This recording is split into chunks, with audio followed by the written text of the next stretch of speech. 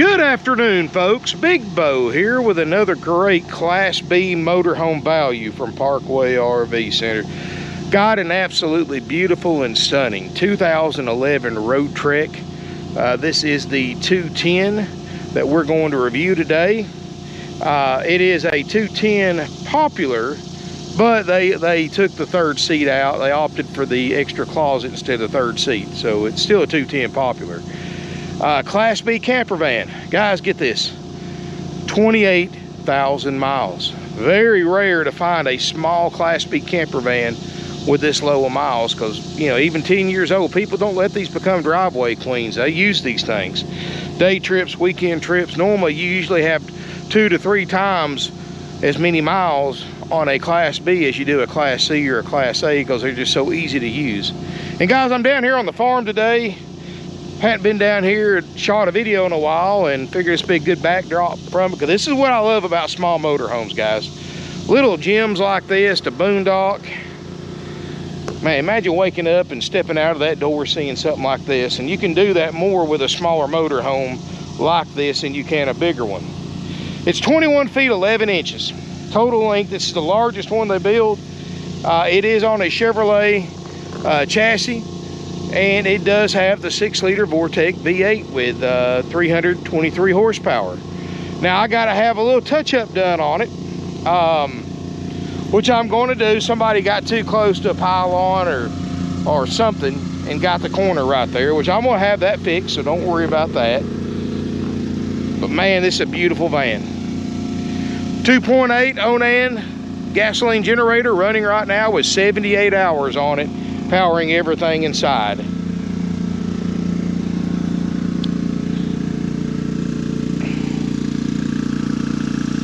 Got the full fiberglass roof, so you got nothing to worry about up there. The alloy wheels, Michelin tires that look great, 6-gallon DSI water heater. And I love a Chevrolet van, guys. I'm gonna tell you, that rear-wheel drive, long wheelbase, it's definitely old school design, but rides and drives better on a long trip than pretty much any other van chassis out there. And yes, I said that. Don't get me wrong, I love the Sprinter, the Transit, and the ProMaster, but if I had all 4 vans lined up in a row and told I had to take one on a 600-700 mile trip that day, I'm gonna jump in the Chevrolet or the GMC every time, because I know on the long trip they are definitely the most comfortable ride and drive, thanks to that rear-wheel drive long wheelbase. Got a crank out awning. Man, this is a beautiful van, guys. Let's look inside. Now, guys, the entry door is a little tight because of this closet if you're a big guy like me. I can get in and out of it all right, but if they had actually left a seat here, it might be a little bit more comfortable to get in and out. Of course, cab area, let's look at it first. Seats, carpet, upholstery. Look like a 28,000 mile van should look like. 28,486 miles, no check engine lights. Dash air will absolutely cool this entire RV. It's very, very cold. 28,486. And you can see, guys, no ABS lights, no warning lights, none of that nonsense. Got the navigation and backup camera built into the 4.3-inch screen. Dash air, which, you know, I wouldn't tell you it was if it wasn't. It was working if it wasn't, but we're blowing out 40s. At idle, it'll actually get colder as we go down the road. This is pretty cool. Now, you know, used to with traditional road treks, they had a little table that you would swivel your front seats around and set up a table right here. Well, you had to remove that table and that peg leg and store it. It took up valuable storage space. So what they did with this one is they actually put a fold-out table, and then also gave you extra drawer space underneath it too. So, you know, when you're in a motorhome under 22 foot long, I mean, storage is at a premium. Here's books, manuals. And I love the solid surface countertops too. Beautiful solid surface countertops. I got to show you, you know, any defects I see. Obviously, they dropped the sink cover and they glued it back, because you'll never match this up. So it does have a little crack on the corner of the sink cover. Probably been that way for years, not gonna hurt anything. I like the stainless steel backsplash for your 2-burner stove top, which, you know, most people don't cook in vans anyway. You always carry a grill, Blackstone griddle, something like that for the outside. Of course, it's a road trek. You've got the your 3 skylights up top. 74-inch ceiling height. I can almost stand up straight in here because I'm 6'4", guys. And it is a wide body van. You know, the 210 is the wide body, so you actually get a king size bed in the back, and this van actually tapers up to 7 foot tall now as a whole, or 7 foot wide.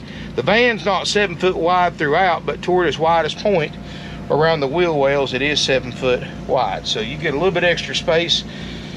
Main advantage of the wide body and the 210 versus the 190, which is not a wide body, is you don't have to take a shower in the hallway. You've got a fully enclosed wet bath that's in the side instead of folding out and taking a shower in the hallway like you do with the 190s. Of course, you've got storage. This is where that third seat would normally be. It's still got the seat belt there, but they also put the furnace right there. And this is a factory conversion, guys. This is actually an option. That you can have this put in when you order your new road trek. So you've got decent storage.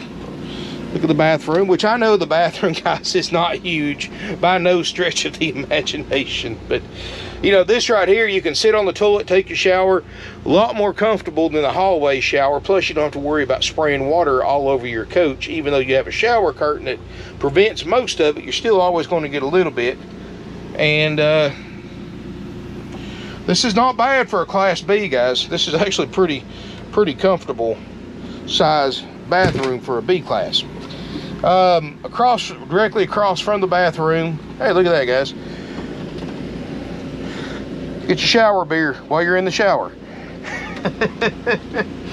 You do have a refrigerator now. I just turned it on a few minutes ago, so which we guarantee it to work, so don't worry about that. But I can't tell you right now if it's working because it hasn't had time to cool off yet. I literally just turned it on 10 minutes ago.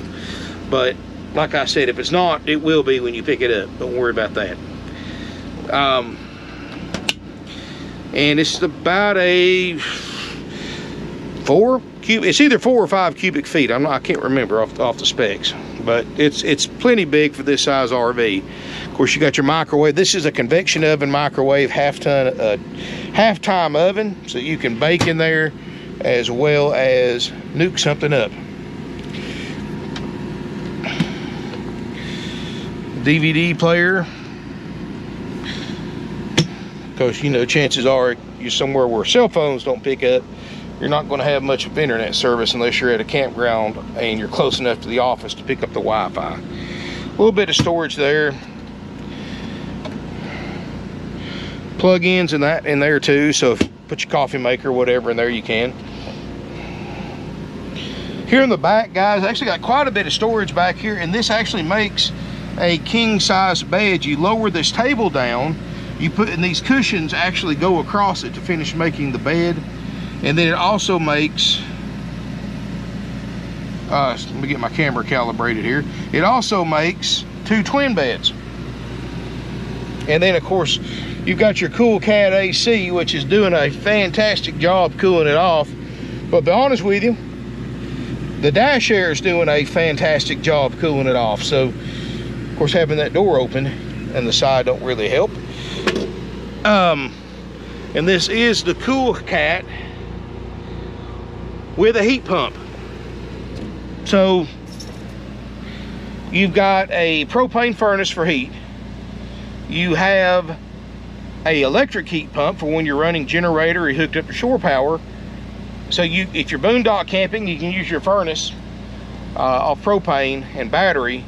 And you know, when you're hooked into shore power generator like we are now, you've got electric heat. And of course, guys, if you're boondock camping, you can run the generator if you're able to, and a lot of places don't allow it. So a lot of times you can let the van's quieter than the generator, so you can let the van idle, get some dash air in here to cool it off. And then you got plenty of windows in here open it up in the evening. And you've got the rear doors that open up with a screen, so you can keep it cool in here without any air at all, or at least keep it comfortable. And you can always buy some of the 12-volt fans and stuff you can mount on the wall and things like that to help circulate some air. Like it, guys. Just got back from a trip last night. I went to Bogle State Park outside of Blairsville, Georgia, one of my favorite RV parks in our area, in my little motorhome. Spent 2 nights. That's why I didn't shoot a video yesterday. I took yesterday off. So I'm definitely in the outdoor mood, man. I love it. I love the outdoors, guys. And it's one of them older campgrounds that actually has space in between the sites. You know, guys, I don't know about you, a lot of the newer campgrounds I'm not a big fan of, because they try to pack as many people in a parcel of land as possible, and you're literally camping right on top of each other. Definitely like to recommend the older parks and the state parks when you're able to get them. And of course, with a smaller motorhome like this, or mine's 25 feet, no problem. No problem at all. Of course, you got a small TV right here too. I meant to mention that, on a swivel mount, so you can watch it from the front or back here. But yeah, guys, this is the nice little motorhome. You know, there's only a little bit of carpet in it. Your main walkway, you can just sweep it out, mop it out, you're done. I like the fact you got ductwork right here from your AC, so when you're laying down here at night, you got air blowing directly on you. You can actually turn those off too if you don't want it. Lots of lights, individual reading lights, surround sound stereo. This is about as loaded as a little motorhome can be. And I like the fact that you can park in a regular parking spot. I mean, it's no harder to drive than a full-size van or a full-size truck or SUV.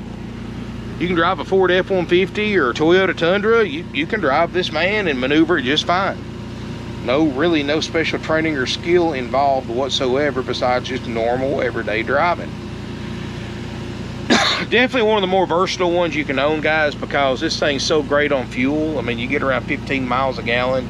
You can use it for an extra vehicle at the house. So you got to put your car in the shop for whatever reason. It's going to be in there a few days. Instead of borrowing or renting a car, just drive the van to work. I mean, it's an extra vehicle, guys. You got errands to run, or you do day, like I enjoy doing day trips in my van. I've got a GMC van as well, a conversion van that I've done some modifications to that we use for our day trip runner. Then we use the motorhome for the overnight stuff. So you know, this would be either or. This could be a day runner or an overnight RV. Perfect for a couple, which is about all you're really going to sleep in here. And yeah, guys, you can do some modifications.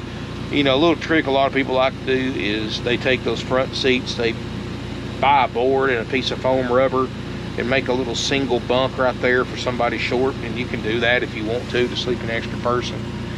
But it's pretty much designed for 2 people, but with some modifications you can sleep 3.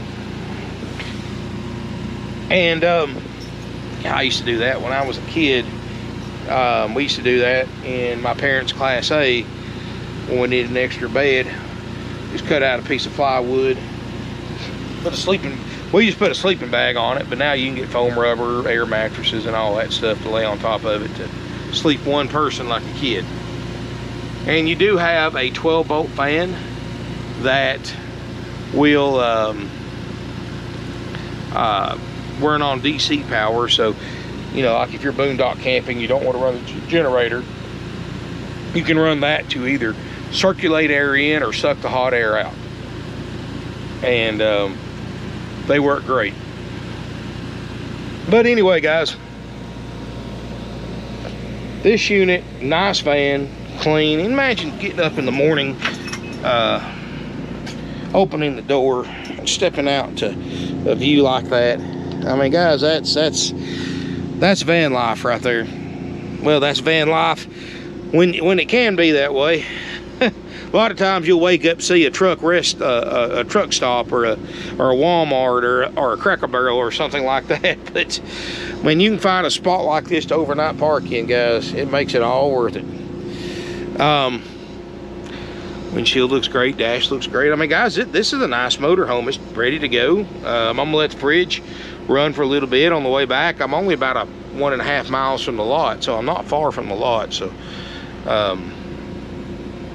I'll leave the fridge on because I'm sure it works. I can't imagine everything else being this nice in this RV and the refrigerator not working, so I'll definitely leave it on, let it get cold. That is a 3-way fridge too, by the way, so it can run off propane. You know, if you don't want to run shore power or generator, it can run off of batteries. When your motor home is running, don't run it on batteries when you're parked, because you'll kill your batteries pretty quick. But you know, if you just want to run it on batteries, you want to save your propane, save your electricity, you can. Actually work pretty well on 12 volt. As long as you've got your motor running, keep it from draining your batteries. And of course, you know, I've got generator running, so I've got it on AC power.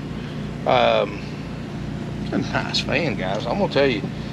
$69.9, haggle-free firm, and we do guarantee the major systems to work, which, you know, I want you to do your own inspection on it.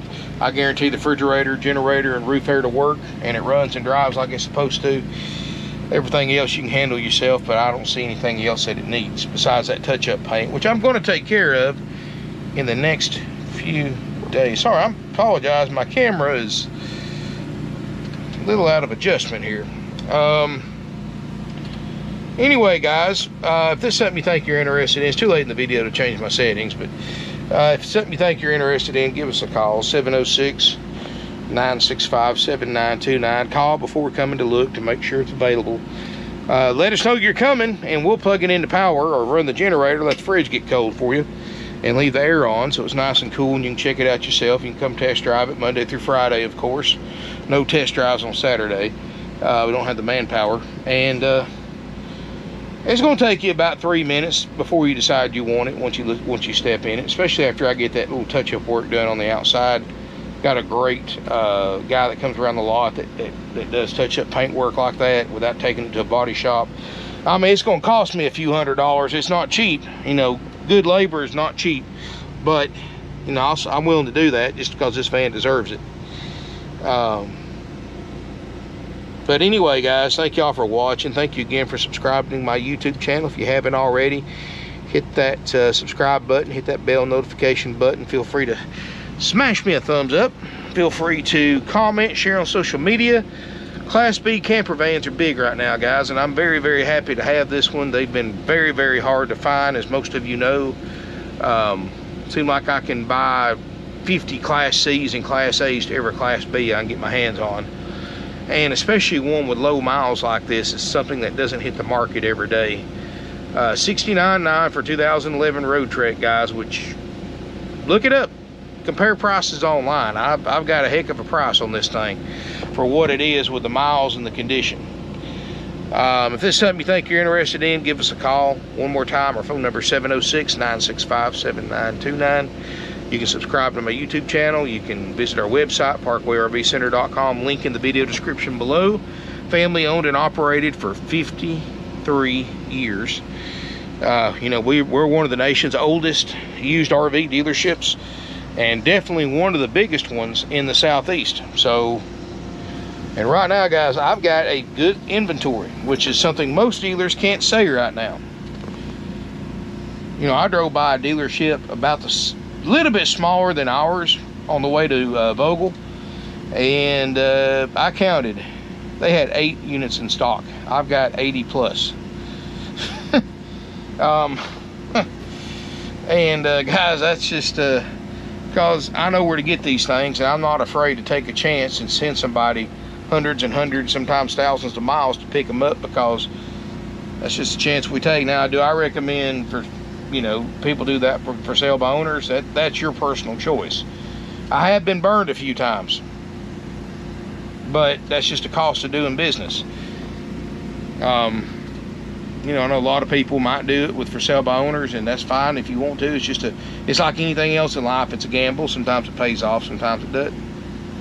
Bought this one that paid off, but they don't always pay off, so keep that in mind.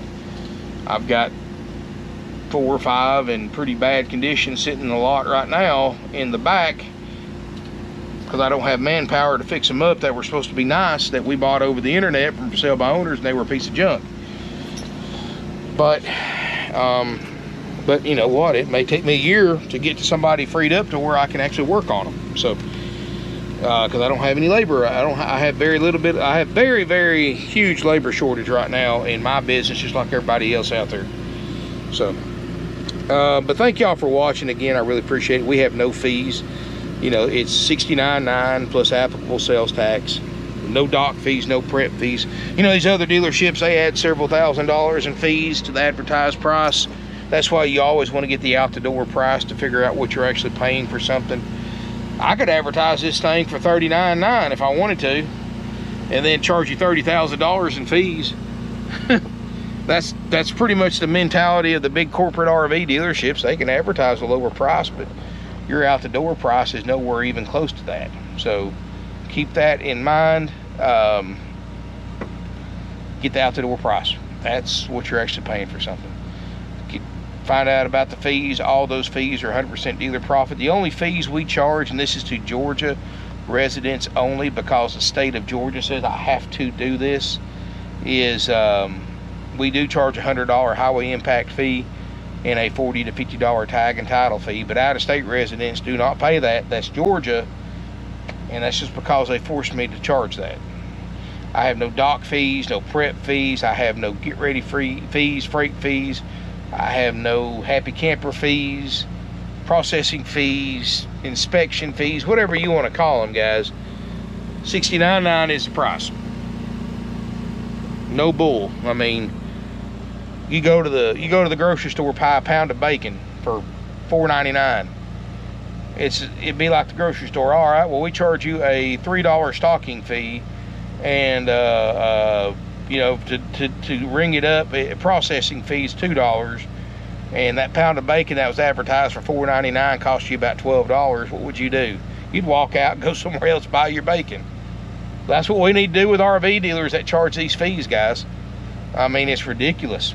But they advertise a certain price, but the time you walk out of there, you pay tens of thousands of dollars more in some cases. Especially, guys, if they offer you a discount for financing, guys. That's when you don't want to walk away from that dealer. You want to run.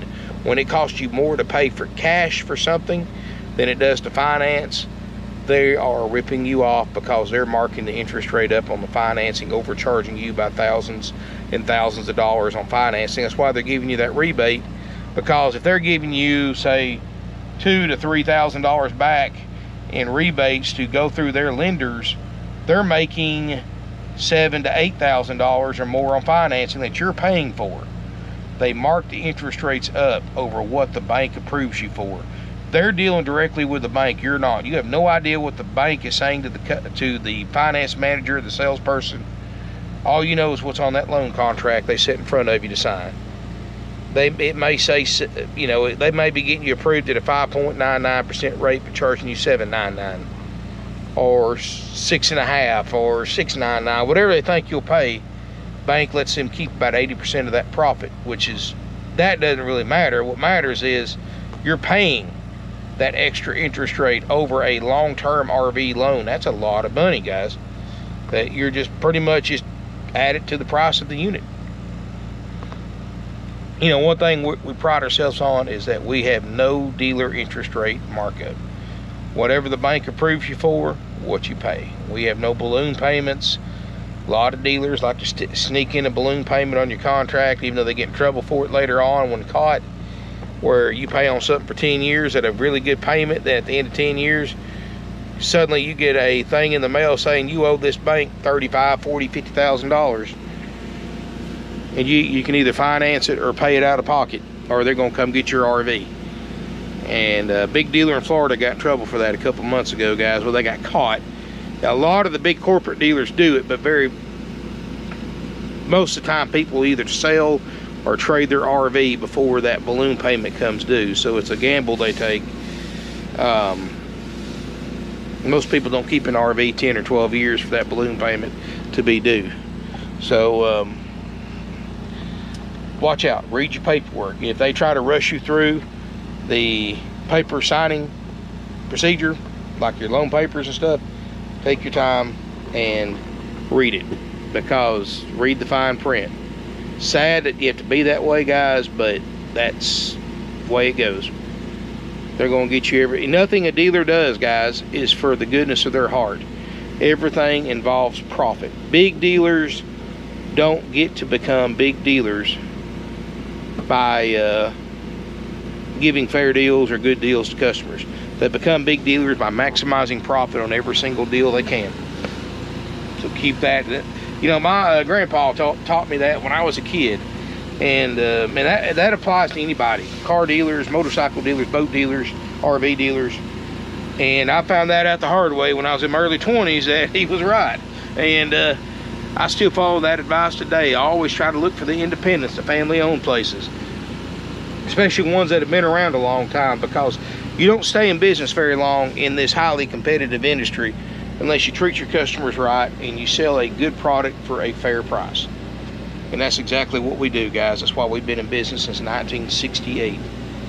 That's over half a century ago, guys. That's a long time in business. And we do sell used RVs. They're not perfect, they are used, but for a 2011, this thing is about as nice as they come. Anyway, guys, thank y'all for watching again. I really appreciate it. Come out and visit with us. And subscribe to my YouTube channel. Smash me a thumbs up. Call before coming to look. Make sure it's available. And look forward to seeing you here in beautiful Ringgold, Georgia.